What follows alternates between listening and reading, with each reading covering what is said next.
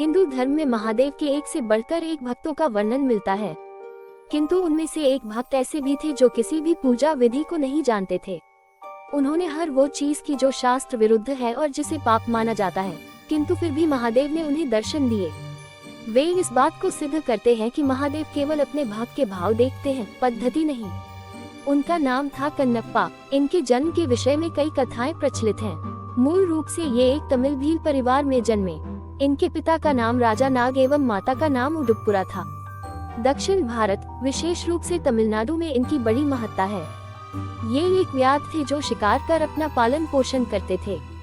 इनके जन्म के विषय में मान्यता है कि द्वापर युग में जब महादेव ने पांडुपुत्र अर्जुन की परीक्षा लेकर उन्हें पाशुपतास्त्र प्रदान किया, तब अर्जुन ने उनसे प्रार्थना की कि वे अगले जन्म में उनके महान भक्त बने।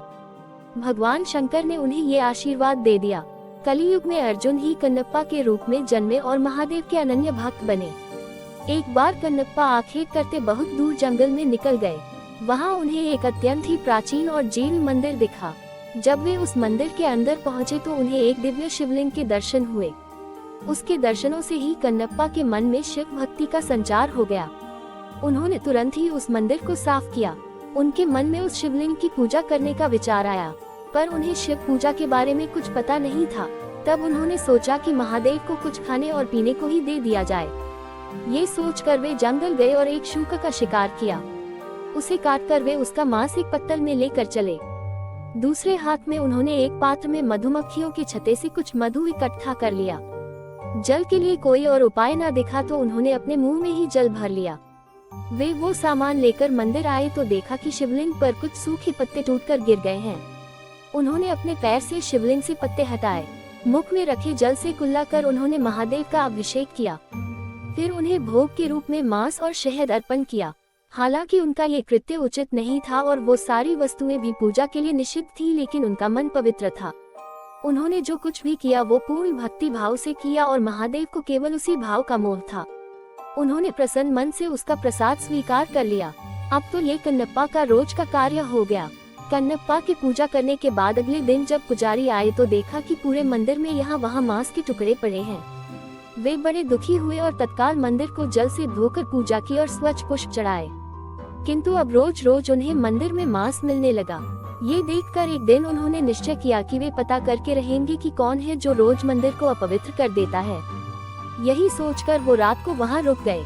रोज की भांति कन्नप्पा वहाँ आए और उन्होंने पैर से पुजारी द्वारा शिवलिंग पर चढ़े पुष्प हटाए, कुल्ले से उनके अभिषेक किया और फिर शिवलिंग पर मांस और मधु चढ़ाया। पुजारी मंदिर के एक कोने से छिपकर से देख रहे थे। उन्हें ये देखकर बड़ा क्रोध आ रहा था। वे ये तो समझ गए कि कन्नप्पा ऐसा केवल भक्ति के कारण कर रहे थे, जानबूझकर नहीं, किंतु फिर भी उन्हें उसका कार्य बड़ा घृणित लगा। उनके मन में विचार आया कि मैं इतने समय से शुद्ध चीजों से महादेव की पूजा करता हूँ, फिर भी मुझे उनके दर्शन नहीं हुए। फिर भला इस घृणित पद्धति से पूजा करने वाले से भला महादेव कैसे प्रसन्न हो सकते हैं। महादेव ने भक्त का अभिमान भंग करने के लिए उन्होंने एक लीला रची। कन्नप्पा ने देखा कि अचानक शिवलिंग के एक आंख से रक्त बहने लगा है। अपने आराध्य की ऐसी दशा देखकर वो अत्यंत दुखी हुआ। उसने पास पड़ी जड़ी बूटियों को शिवलिंग के नेत्र पर लगाया, किंतु रक्त का बहना नहीं रुका। उसे समझ नहीं आया कि क्या करना है। उधर छिपकर सब देख रहे उन पुजारी को भी कुछ समझ नहीं आया। उन्हें लगा कि अवश्य ही कन्नप्पा के इस कृत्य से महादेव अप्रसन्न हो गए हैं और उनके नेत्रों से रक्त बह रहा है। उधर कन्नप्पा मारे दुख के रोने लगे।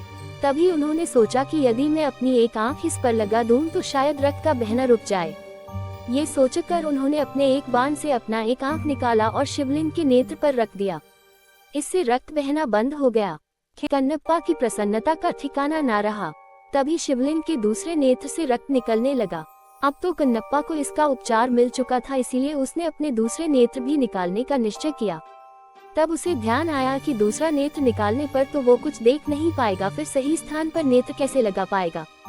ये सोचकर उसने अपने पैर का अंगूठा शिवलिंग के नेत्र पर रखा ताकि वो नेत्रहीन होकर भी अपने नेत्र सही स्थान पर लगा पाए।